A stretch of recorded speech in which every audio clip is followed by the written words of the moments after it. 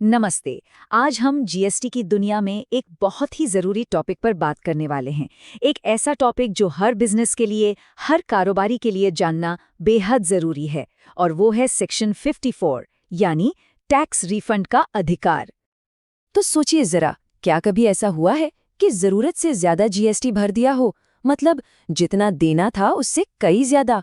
ये सवाल ना बहुत से कारोबारियों के मन में आता है, और इसका जवाब ही हमें समझाता है कि आखिर ये जीएसटी का सेक्शन 54 इतना ज़रूरी क्यों है। सबसे पहले तो एक बात बिल्कुल साफ कर लेते हैं। रिफंड सरकार की कोई मेहरबानी या कोई तोहफा नहीं है। नहीं, ये जीएसटी कानून के तहत दिया गया एक कानूनी अधिकार है, एक हक है, जिससे कोई भी अपना ज्यादा चुकाया हुआ पैसा वापस क्लेम कर सकता है। तो चलिए अब जरा गहराई में उतरते हैं और इस अधिकार के सबसे बेसिक प्रिंसिपल को समझते हैं। और हाँ, वो एक नियम भी जानेंगे जिसका पालन करना भाई बेहद जरूरी है। देखिए, अदालतों ने भी इस पर अपनी मुहर लगाई है। मफतलाल इंडस्ट्रीज का एक बहुत मशहूर केस है जिसमें साफ साफ कहा गया कि हाँ, रिफंड एक कानूनी अधिकार है। पर इसमें एक लेकिन है। यह अधिकार कानून में दी गई कुछ शर्तों के साथ आता है। मतलब आप बस मुंह उठाकर इसे नहीं मांग सकते, कुछ नियम हैं। और ये रहा वो सबसे जरूरी नियम, 2 साल। जी हाँ, अपना रिफंड क्लेम एक खास रेलेवेंट डेट से 2 साल के अंदर अंदर फाइल करना ही होगा। अब सवाल उठता है कि ये रेलेवेंट डेट क्या है? तो आसान भाषा में ये वो तारीख हो सकती है जब टैक्स चुकाया गया या फिर जब सामान एक्सपोर्ट किया गया। और यकीन मानिए, ये टाइम लिमिट बहुत बहुत ज़रूरी है, क्योंकि अगर ये निकल गई तो रिफंड का अधिकार भी खत्म हो सकता है। ठीक है, तो अब आगे बढ़ते हैं और देखते हैं कि ये पूरा सिस्टम काम कैसे करता है। ज़्यादातर मामलों में जब अनयूटिलाइज्ड यानी इस्तेमाल ना हुए इनपुट टैक्स क्रेडिट का रिफंड क्लेम किया जाता है, तो उसके पीछे दो बड़ी और ख़ास वजहें होती हैं। तो ये दो वजहें कौन सी हैं? पहली है ज़ीरो रेटेड सप्लाई। इसका मतलब है जब कोई सामान एक्सपोर्ट किया जाता है या एसईजेड को सप्लाई किया जाता है बिना टैक्स चुकाए। और दूसरी, जो कि बहुत कॉमन है, वो है इन्वर्टेड ड्यूटी स्ट्रक्चर। अब ये क्या भला है? सीधा सा मतलब है कि जो कच्चा माल खरीदा उस पर टैक्स ज्यादा दिया, लेकिन जो तैयार माल बेचा उस पर टैक्स कम लगा। चलो इस इन्वर्टेड ड्यूटी स्ट्रक्चर को एक आसान से उदाहरण से समझते हैं। मान लीजिए कपड़ा उद्योग की बात करते हैं। धागे या फैब्रिक खरीदने पर लगता है 18% जीएसटी, लेकिन जब उससे कपड़े बनाकर बेचे जाते हैं तो उन पर लगता है सिर्फ 5% जीएसटी। तो हुआ क्या? इनपुट पर टैक्स दिया 18% और आउटपुट पर टैक्स लिया सिर्फ 5%। इससे क्या होगा? इनपुट टैक्स क्रेडिट हमेशा जमा होता रहेगा, है ना?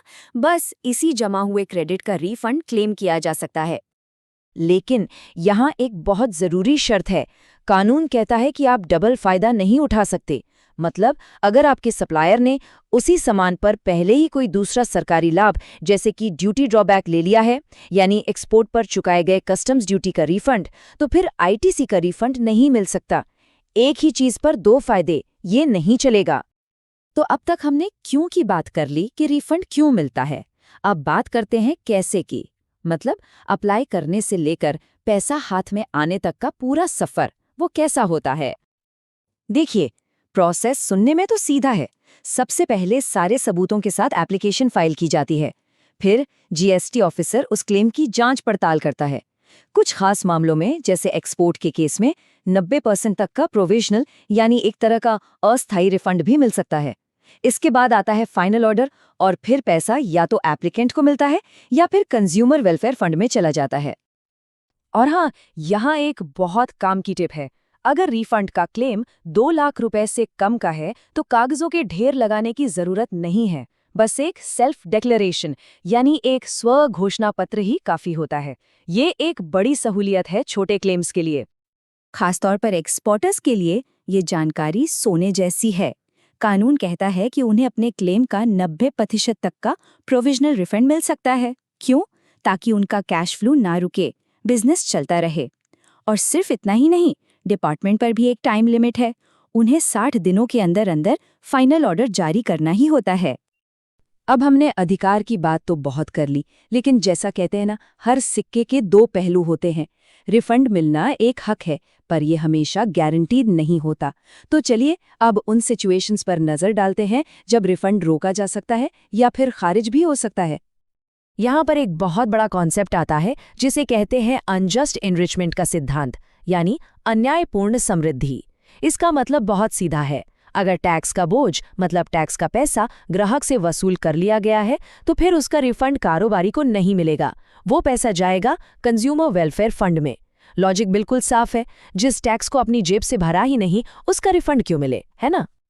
इसके अलावा भी कुछ और वजह हैं, जैसे कि अगर रिटर्न फाइल करने में कोई डिफ़ॉल्ट है या कोई पुराना टैक्स, इंटरेस्ट या पेनल्टी बकाया है तो वो रिफंड से एडजस्ट हो सकता है। या अगर कमिश्नर को लगता है कि क्लेम में कोई धोखाधड़ी की कोशिश हुई है तो भी रिफंड रुक सकता है।